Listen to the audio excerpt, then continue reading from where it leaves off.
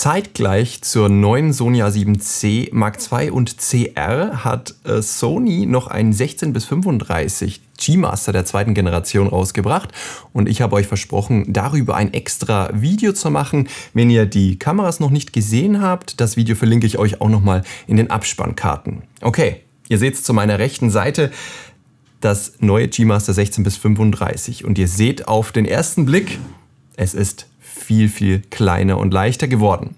Das hier hat mir der Fotokoch nochmal zugeschickt. Herzlichen Dank dafür, sonst hätte ich das gar nicht vergleichen können. Und ich verlinke euch beide Objektive natürlich unten nochmal in der Videobeschreibung, auch damit ihr nochmal den aktuellen Preis dort seht. Okay, was hat sich verbessert? Wir haben eine komplett neue Konstruktion auf dem Level der neuesten G-Master Objektive. Das heißt 70, 200, f2.8 gab es schon eine zweite Generation und natürlich auch das 24-70 gibt es eine zweite Generation. Wir haben weniger Linsen und weniger Gruppen, deswegen wird es auch leichter, wird es aber dadurch noch besser. Das werden wir heute feststellen, denn ich habe mit beiden Objektiven heute meinen Testchart abfotografiert.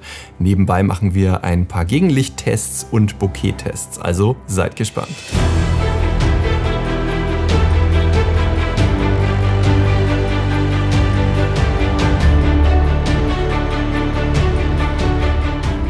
Ja, ihr seht, es hat sich einiges getan. Also wie gesagt, eine Linse weniger, dafür 3 XA-Elemente, also extrem asphärische Linsen und ein Super-ED-Glas, also für extra niedrige Dispersion. Das ist gut gegen chromatische Aberrationen und auch da schauen wir dann mal drauf, ob das überhaupt etwas gebracht hat. Wir haben jetzt natürlich den neuen Blendenring, den wir auch deklicken können. Das freut die Filmer. Wir können den auch sperren. Ja, hier über die Iris Lock können wir entweder den Ring aktivieren oder wir lassen das im A-Modus und bedienen die Blende ganz normal an der Kamera, so wie wir das kennen. Neu ist auch, wir haben einen zweiten Fokusknopf dazu bekommen oder einen belegbaren Knopf, einmal hier und einmal da. Mit derselben Funktion kann der natürlich belegt werden. Das freut den Hochkant-Fotografen. Und vorne die, ihr seht, man denkt, das alte Objektiv ist viel größer. Ist es auch, denn das frisst das andere regelrecht. Das taucht da komplett ein. An der Gegenlichtblende hat sich nämlich auch ein bisschen was getan. Wir haben hier ein bisschen mit Samt ausgekleidet und hier verzichtet Sony darauf. Das ist natürlich ein bisschen kostengünstiger und hat innen die Fläche hauchfein erodiert. Das ist so ein bisschen kratzerempfindlich, glaube ich, aber das tut natürlich auch seinen Zweck. Wir haben weiterhin 82 mm Front-Gewindedurchmesser, obwohl das eben so stark unterschiedlich ist. Ja, also es hat sich hier richtig deutlich was getan. Und das alte Objektiv ist, wenn wir das in 16 mm Weitwinkel gedreht haben, deutlich weiter ausgefahren. Also auch hier hat sich die Konstruktion wirklich erneuert. Also das Ding hier ist komplett neu. Das hat nichts mehr mit der alten Konstruktion zu tun. Wie gesagt, Hoch-Performance-Gläser jetzt verbaut. Vorher die normale Nano-Coating-Beschichtung. Jetzt die Nano-Coating der zweiten Generation. Und wenn euch die Begriffe mal interessieren, was Sony da mit XA und ED und Nano-Coating meint, mit der ersten und zweiten Generation, da verlinke ich euch unten in der Videobeschreibung auch mal eine Seite von Sony, wo das mal genau dargestellt wird, was das eigentlich bringen soll. Und unser Test heute zeigt tatsächlich genau die Bildfehler, die Sony dort abbildet. Die habe ich auch hier festgestellt. Und wir werden heute feststellen, ob dieses Leichtgewicht jetzt wirklich besser geworden ist. Wie viel leichter ist es denn geworden? 581 Gramm zu 722. Das sind 20% leichter, was dieses Teil einfach mal weniger in der Tasche wiegt. Und laut Sony ist es so, wenn ihr jetzt die zweite Generation aller G-Master Objektive kauft, also das 70-200 f2.8, das 24-70 f2.8 und das neue 16 bis 35 f2.8, dann spart ihr im Rucksack, wenn ihr diese 3 Objektive dabei habt, knapp 760 Gramm. Und das ist nämlich genau der Punkt. Das einzelne Objektiv ist schon erstaunlich, wie leicht das jetzt geworden ist. Aber habt mal davon 3 in der Tasche, dann wirkt sich das richtig aus. Nicht nur auf euren Geldbeutel natürlich, sondern aber auch auf das Gewicht, das ihr dann weniger mitschleppt und vielleicht könnt ihr dann eine anstehende Rücken-OP vermeiden. Die hätte vielleicht auch einiges gekostet. Nicht nur die 82 mm Frontgewindedurchmesser sind identisch, sondern auch beide haben die 11 Blendenlamellen nach wie vor und eine verstellbare Blende von einer lichtstarken f2.8 zu einer f22, aber die Naheinstellgrenze so wie bei allen anderen Sony-Objektiven der neuen Generation auch, hat sich deutlich verbessert. Und zwar haben wir jetzt 22 cm Naheinstellgrenze. Was das bedeutet, zeige ich euch dann gleich. Und hier sind das noch 28. Außerdem ist es natürlich so, dass wir mit dem nochmal so einen Hauch weitwinkliger fotografieren, weil das einfach kürzer an der Kamera ist. Ja, und je weiter die Elemente nach vorne rutschen, desto weniger Weitwinkel haben wir. Also das heißt, wenn ich mich jetzt an eine Felswand drücke, dann bin ich mit dem tatsächlich nochmal so einen Hauch weitwinkliger als mit dem. Also wenn ich nicht mehr weiter nach hinten kann. Hier können wir natürlich das ausgleichen, indem wir halt einfach 5 cm weiter hintergehen. Aber das geht halt nicht immer und es ist halt auch so, dass Weitwinkel richtig Geld kostet, vor allem lichtstarke Weitwinkel, und das ist nice to know. Dazu haben wir natürlich den rasanten XD-Linearmotor dazu bekommen, der auch bahnbrechend war und neu ist. Also die Produktpflege hier im Grunde konsequent umgesetzt, so wie bei allen anderen G-Master der zweiten Generation ebenso. Bevor wir zum Preis kommen, schauen wir uns mal die Ergebnisse auf dem Testchart an und reden mal über die Bildqualität. Ihr seht, ich habe hier einige Fotos angefertigt und alle blau gekennzeichneten Bilder entsprechen der alten Generation. Und was wir hier auf den ersten Blick erstaunt feststellen ist, dass die neue Generation viel gelber ist, viel wärmer ist als die alte. Ich habe hier die Graupipette nämlich auf die alte Generation eingestellt. Alle Einstellungen an der Kamera waren fest, auch der Weißabgleich selbstverständlich.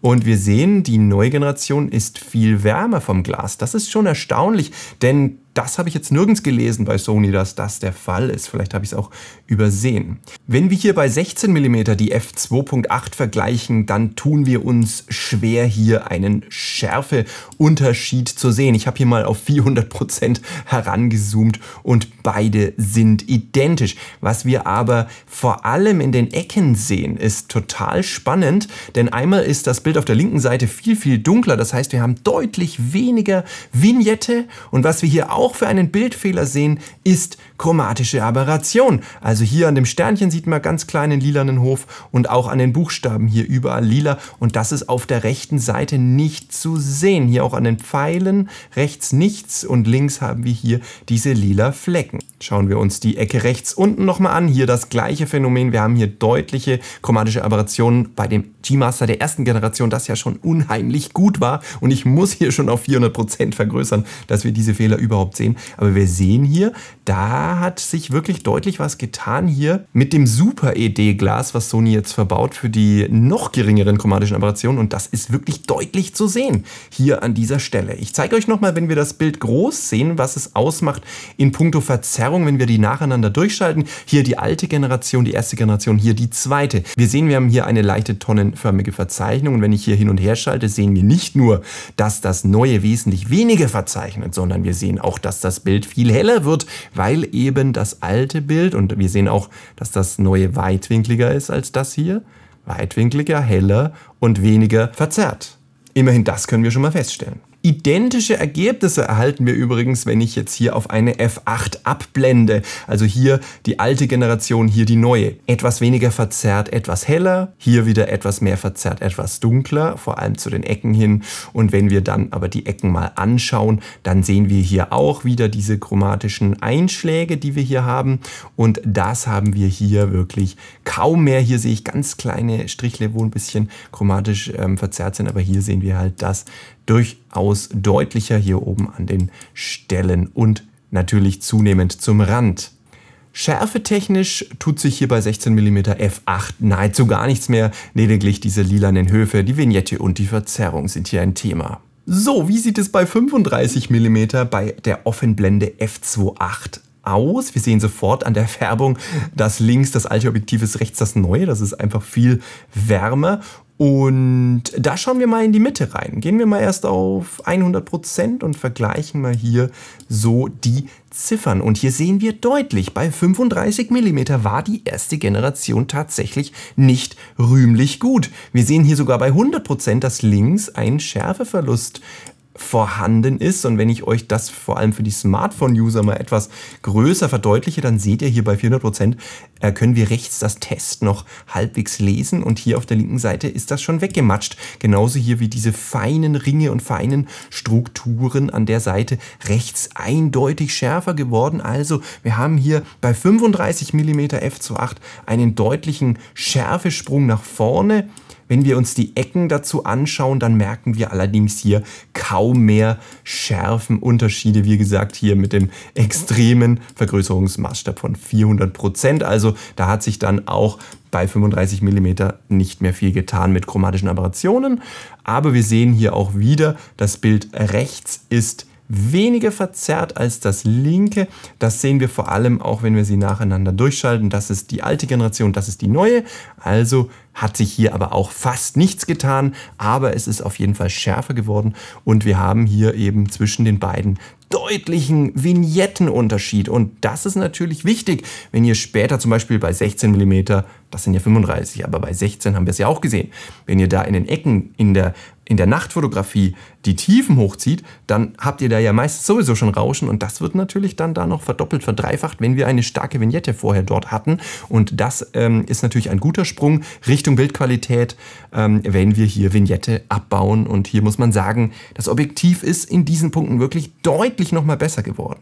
Bei 35 mm f8 tut sich hier fast nichts mehr, außer das bisschen Verzerrung, was besser war. Und die Vignette ist rechts auch noch einen Tacken besser, aber schärfetechnisch sind beide hier gleich auf. Wir fassen also kurz zusammen. Schärfetechnisch ist bei 35 mm f2.8 ein deutlicher Unterschied zu sehen. Da ist auf jeden Fall die zweite Generation wesentlich besser. Wo die zweite Generation auch wesentlich besser ist, war Verzerrung, Vignette und chromatische Aberrationen. Das können wir jetzt auf jeden Fall schon konstatieren. Bei 35 mm f8 hat sich bei beiden fast nichts mehr getan und da sind beide sehr, sehr gut. Kommen wir zum Bokeh. Beide haben ja 11 Blendenlamellen, was für ein relativ rundes Bokeh spricht. Aber wir sehen hier einen deutlichen Unterschied, der mich wirklich erstaunt hat. Wir sehen hier auf der linken Seite die erste Generation und die hat eindeutig an den Bokehbällen abgeflachte Kanten, die rechts weiter perfektioniert wurden, fast kreisrund sind. Wenn wir uns das bei 400% mal anschauen, dann seht ihr vielleicht auf Smartphones auch den Unterschied. Also wir sehen hier links deutlich abgeflachte Kanten, die auf der rechten Seite viel, viel runder geworden sind. Nehmen wir einen Bokehball aus dieser Ecke. Auch hier sehen wir auf der rechten Seite, dass es zwar nicht ganz perfekt ist, aber schon viel, viel besser geworden ist. Also wir sehen, trotz der 11 Blendenlamellen ist die neue Konstruktion hier wesentlich leistungsstärker und bringt ein viel runderes Bokeh zutage. Wenn wir das auf 100% nochmal anschauen, vergleicht rechts die Kreise mit den Kreisen auf der linken Seite. Hier seht ihr überall abgeflachte Kanten. Auch selbst bei dieser Aufnahme hier nochmal gut zu erkennen, hier auf der rechten Seite einfach rundere Kreise. Schaut euch hier diesen Einschlag hier an auf der linken Seite. Natürlich ist das jetzt ziemlich nerdig, was wir hier abziehen. Deswegen fotografiert ihr mit dem Objektiv der ersten Generation nahezu genauso gut, ja. Aber für die Technik-Nerds unter uns ist das schon nochmal krass, was sich hier getan hat. Hier seht ihr übrigens auch bei dem rechteckigen Scheinwerfer, dass wir hier rundere Ecken haben auf der rechten Seite.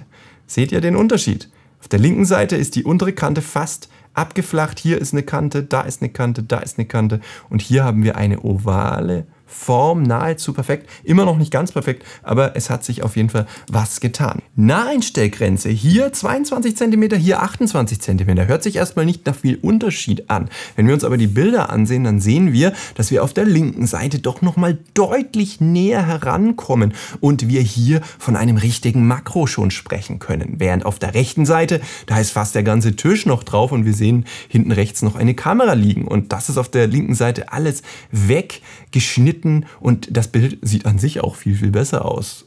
Kommen wir zum Gegenlichtverhalten. Ich habe euch das hier mal simuliert mit einer Taschenlampe. Hier seht ihr das G-Master der ersten Generation und wir sehen hier ein deutliches Flaring, das auch nicht besonders schön ist durch die großen Kreise, die hier ins Bild kommen. Dann schauen wir uns die neue Generation an und ich muss sagen, das sieht wirklich, wirklich sehr, sehr gut aus. Ich finde das traumhaft. Es entfaltet sich sehr ästhetisch und diese hässlichen runden Kreise, die wir gerade noch gesehen haben, sind tatsächlich verschwunden. Also was Sony hier angibt, scheint wirklich zu stimmen. Es ist wirklich viel, viel schöner. Das Gegenlichtverhalten hat sich nochmal deutlich verbessert. Beim Sonnenstern hingegen sehe ich eigentlich keinen Unterschied. Hier die erste Generation und wenn wir jetzt umschalten auf die zweite Generation, dann sehen wir hier nach wie vor einen schönen Sonnenstern, klar abgegrenzt und Ich sehe aber auch keinen Unterschied. Also dementsprechend beide 11 Blendenlamellen macht sich beim Sonnenstern wiederum bemerkbar. Das Flaring, das durchaus so einen Sonnenstern ja auch verursachen kann, wenn ihr mit einer Blende 16 irgendwie so durch die Felswand in die Sonne fotografiert, dann ist natürlich das Flaring bei der neuen Generation wesentlich kontraststärker und schöner und die einzelnen Linsen, die ihr so bunt seht, die entfalten sich halt einfach auch viel schöner. Kommen wir zum Fazit, zum Preis und zum Preistipp. Also, ihr habt gesehen, das Objektiv hat sich wirklich deutlich verbessert. Wir haben nicht nur eine bessere Naheinstellgrenze, wir haben auch eine viel höhere Bildqualität und es ist viel leichter geworden. Doch was soll der Spaß kosten? Das alte Objektiv hat sich im Preis relativ gut gehalten. Wir reden hier noch von 1.800 bis 2.000 Euro, was hier die Händler aufrufen. Und das neue hier 2.300 bis 2.400 Euro. Ich bin mir da eben noch gar nicht sicher. Ihr habt es jetzt gesehen. Preistipp an dieser Stelle ist, und Gewichtstipp vor allem, das neue 16 bis 35 PZ von Sony. Nicht vergessen, Sony hat auch ein nagelneues 16 bis 35 F4 auf den Markt gebracht. Also wer nicht unbedingt Sterne damit fotografieren will oder das Bokeh bis zum Anschlag perfekt haben will, der kann zur F4-Variante greifen. Die ist nicht nur ausgestattet mit einem automatischen Zoom, den ich sehr gerne verwende, weil ich damit sehr viel filme, sondern wir haben hier auch ein 16 bis 35 und es ist nochmal viel, viel kleiner und leichter. Jetzt könnt ihr die Größen perfekt vergleichen, also das nochmal als Tipp, ich verlinke euch das auch nochmal unten rein. Erste Generation, zweite Generation und das neue der F4 gibt es auch, ist aber kein G-Master, sondern ein G-Objektiv, was ihr eben seht an dem orangenen G und an dem schwarzen G. Mir hat es gefallen, dass ihr bis jetzt dran geblieben seid. Schreibt mal eure Meinung in die Kommentare. Würdet ihr euch jetzt schon ein neues 16 bis 35 kaufen? Und was sagt ihr eigentlich zu dem, was sich da getan hat? Ist das zu vernachlässigen oder ist das schon richtig cool, in welche Richtung das hier geht? Vielen Dank für eure Kommentare, für euren Like. Und ja, schaut auch unbedingt meine nächsten Videos an. Ich freue mich. Bis dahin und tschüss.